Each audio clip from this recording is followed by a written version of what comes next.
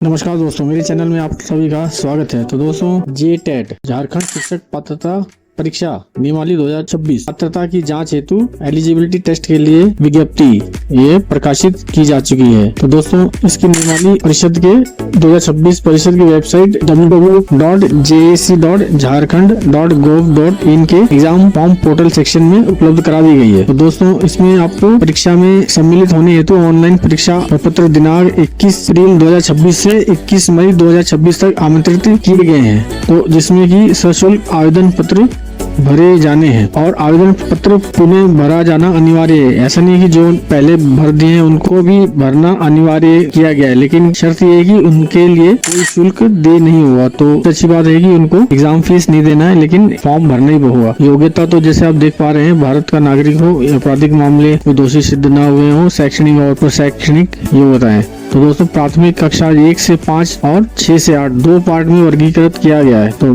जो कि नियमावली में निर्धारित वांछित योग्यताओं अर्थात के अनुरूप है। तो जिसमें आपको अनुसूचित जाति, जनजाति, कमजोर वर्ग, पीवीजीटी वाले जो वर्ग हैं, पिछड़ा वर्ग 1, ओबीसी और ओबीसी 2 और दिव्यांग कोटा प्राप्तांक में 5% की छूट दी जाएगी। अभ्यर्थी झारखंड शिक्षक पात्रता परीक्षा के लिए आवेदन आपको तो आयु सीमा आपको 21 वर्ष है, और जिसमें कि आपको 9 वर्ष का छूट मिलेगा, क्योंकि 9 साल से परीक्षा हुआ नहीं है, तो इसलिए सीधे ही 9 वर्ष का बेनिफिट दिया जा रहा है। न्यूनतम लगातार 2 वर्ष की गई हो और सुविधा कर्मी के रूप में कार्य करने की अवधि बराबर अवधि उम्र सीमा में छूट दी जाएगी, जो कि अधिकतम 58 वर्ष तक मान्य होगा। सभी अभ्यर्थियों को पिछली पात्रता परीक्षा के बीच अंतराल अवधि में 1 वर्ष छोड़कर अधिकतम उम्र सीमा में छूट प्रदान की जाएगी। यानी कि 10 साल होता है तो 10 में से 1 साल घटा के 9 वर्ष का एज रिलैक्सेशन दिया जाएगा। 9 वर्ष की छूट एक बार वन टाइम अवसर के रूप में दिया जाएगा। तो नेक्स्ट पॉइंट है सर, झारखंड शिक्षक पात्रता जांच परीक्षा के स्वरूप न्यूनतम होगा। कक्षा 1 से 5 के लिए प्राथमिक विद्यालय जो कि लेवल 1 बोला जा रहा है, और कक्षा 6 to 8 के लिए अगर आप फॉर्म भरेंगे तो लेवल 2 होगा, जिसमें से परीक्षा की अवधि आपको 1 से 5 यानी कि लेवल 1 के लिए आपको 2 घंटा 30 मिनट और लेवल 2 के लिए 2 घंटा 30 मिनट ये आपका टाइम रहेगा, एग्जाम टाइमिंग। और दिव्यांग के लिए 30 मिनट अतिरिक्त समय इसको यानी कि टोटल 3 घंटे उपलब्ध कराए जाएंगे, जिसमें अभ्यर्थी हैं उनके लिए ये आपको और एक्स्ट्रा 30 मिनट्स का टाइम एक्स्ट्रा दिया जाएगा। और इसमें आपको दोनों भाषाओं में होंगे, अंग्रेजी, हिंदी और अंग्रेजी दोनों भाषाओं में आपको हिंदी और अंग्रेजी में परीक्षा होगा। अन्य भाषाओं के लिए प्रश्न पत्र संबंधित भाषा में होगी। जो आपका एक्स्ट्रा लैंग्वेज है वो आपको अलग से उसका मार्क और अलग से आपको देना होगा। अब आते हैं पाठ्यक्रम के अनुसार 1 से 5 तक सिलेबस पर आधारित होगा, क्योंकि इनकी कठिनाई का स्तर माध्यमिक मैट्रिक का समकक्ष होगा। उच्च प्राथमिक के लिए 6 to 8 सिलेबस पर आधारित होंगे। कठिनाई का स्तर आपका 10+2 का समकक्ष होना जरूरी है। जो पास होने के लिए कितना परसेंटेज मार्क्स अनिवार्य लाना जरूरी है, तो जनरल वर्ग के लिए है आपको 60%, और पिछड़ा वर्ग और 1 और मतलब ओबीसी 1 और 2 के लिए आपको 55, और SC ST और दिव्यांगजन कमजोर जो है वो आपको 52% अंक लाना आपको अनिवार्य है। और ये परीक्षा आपको ऑब्जेक्टिव टाइप रहेंगे, जो कि OMR शीट में लिए जाते हैं, वही उस तरह से लिए जाएंगे। नेक्स्ट आपका ये गोला जो है, ये तो जैसे आपको सबको पहले से पता है, एग्जाम देते भी आए हैं पहले की गोले को पूर्ण काला करना है। आधा काला या आधा मार्क करके छोड़ दिया तो वो आपको वो काउंटिंग में नहीं आएंगे। तो आपको उसमें आपको अगर OMR शीट दिया जाता है तो उसमें कंप्लीट आपने गोला उसको पेन से मार्क करना, पूरा कंप्लीट मार्क गोले को मार्क कर देना। अब परीक्षा शुल्क की बात करें तो आपको सामान्य वर्ग के लिए ये 1 से 5 के लिए 1300, 6 से 8 के लिए 1300, और प्राथमिक स्तर उच्च प्राथमिक और प्राथमिक स्तर कक्षा 5 दोनों के लिए अगर दोनों देना चाहते हैं तो 1500 रुपए। अनुसूचित जाति के लिए भी सेम है, 700, 700 और 800 दोनों अगर एग्जाम देना है तो आपको 800।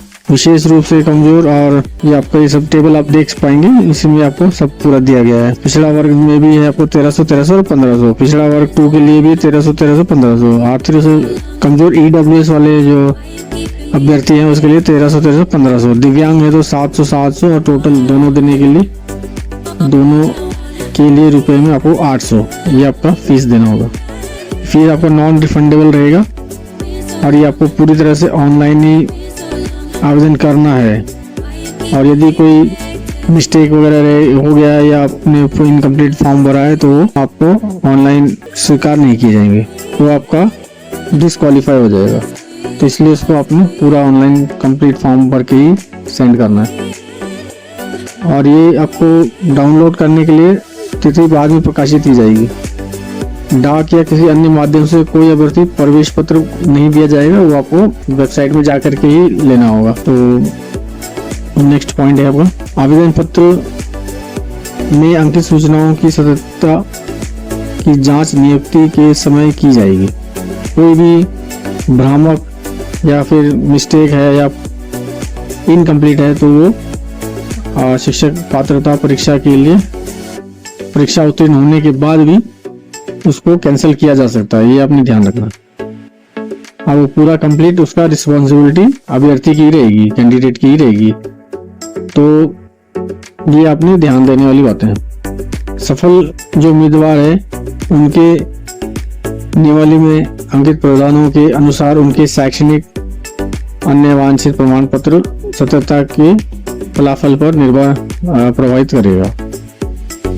सहायक आचार्य जैसे विशेष शिक्षा सहायक आचार्य पद पर नियुक्ति का दावा अधिकार मान्य नहीं होगा।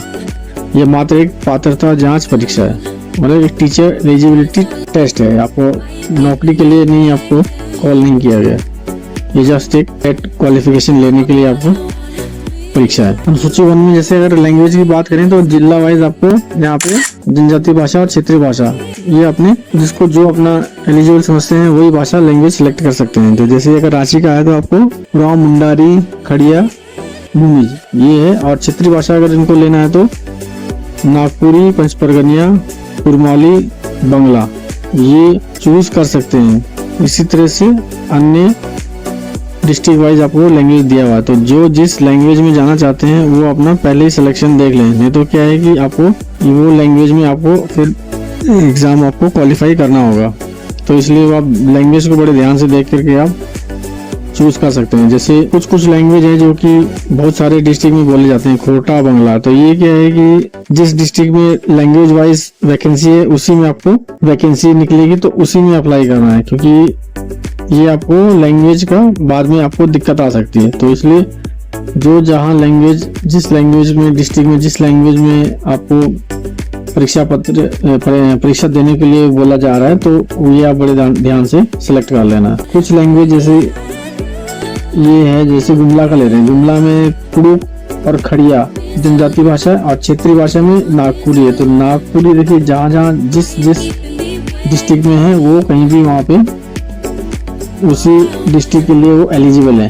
जहाँ पे अगर खोटा और पाकुड़ जैसे खोटा और बंगला बोला जा रहा है तो वहाँ पे उस डिस्ट्रिक्ट के लिए वो एलिजिबल नहीं होंगे।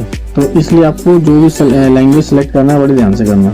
नेक्स्ट पॉइंट में आपको है सिलेबस की अगर बात करें तो मैंने लिस्ट यहाँ पे अटैच कर दिया है, जिसमें कि आप लिस्ट जो है आपको सब्जेक्ट वाइज यहाँ पे आपका सिलेबस दे दिया गया है, जो कि प्राथमिक स्तर कक्षा 1 से 5 और 6 से 8 के लिए आपको लिस्ट दिया गया। इसमें से आप देख लीजिए। कंप्यूटर का परिचय, कंप्यूटर का नॉलेज भी रखा गया है। पहले कंप्यूटर नहीं था, लेकिन कोई भी अभ्यर्थी कंप्यूटर से अनटच ना रहे। और कंप्यूटर का आजकल के जमाने में कंप्यूटर का ज्ञान होना बहुत ही जरूरी है। सामान्य जानकारी में क्या आता है, जैसे कंप्यूटर का परिचय मतलब उसका इंट्रोडक्शन, कार्य प्रणाली, उसका फंक्शनिंग और उसका जनरेशन, कीबोर्ड की पहचान करने वाला कुंजी, कीबोर्ड न्यूमेरिक बटन्स, उसके caps lock, space bar, back space, delete वगैरह, ये सब उसके बारे में जानकारी।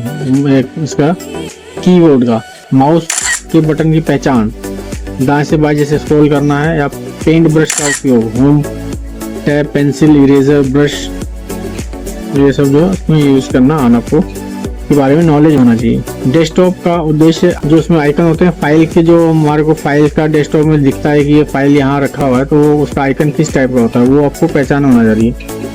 उसके बाद स्टार्ट बटन कौन सा है, टास्क बार कौन सा है, रिसाइकिल बिन कौन सा है, इनपुट और output device, MS Word, MS Excel, MS और पावर पॉइंट, वर्ड दस्तावेज में formatting, word processor, Word screen, menu bar, internet से परिचय, कनेक्शन और आवश्यकताएं, वेब ब्राउजर खोलने का चरण, सर्च इंजन एवं फाइल डाउनलोड, ईमेल अकाउंट बनाना, उसका उपयोग, विंडोज खोजना, फाइल नामकरण परिपाटी, विंडोज खोजना और उसका फाइल बना करके फाइल का नाम वगैरह कैसे सेव किया जाता है वो आपको इसके बारे में नॉलेज होनी चाहिए। पावर पॉइंट के बारे में स्लाइड बनाना है, टेक्स्ट, इमेज, ऑडियो डालना है, वीडियो इंसर्ट करना है, slide show, animation, Excel spreadsheet और इंटरनेट का उपयोग एवं एटिकेट, साइबर सुरक्षा, डिजिटल प्लेटफॉर्म और निष्ठा, दीक्षा, जे गुरुजी, पीएम ई विद्या का उपयोग, online class, meeting tool, Google जैसे जूम मीट वगैरह का उपयोग आजकल चलन में है,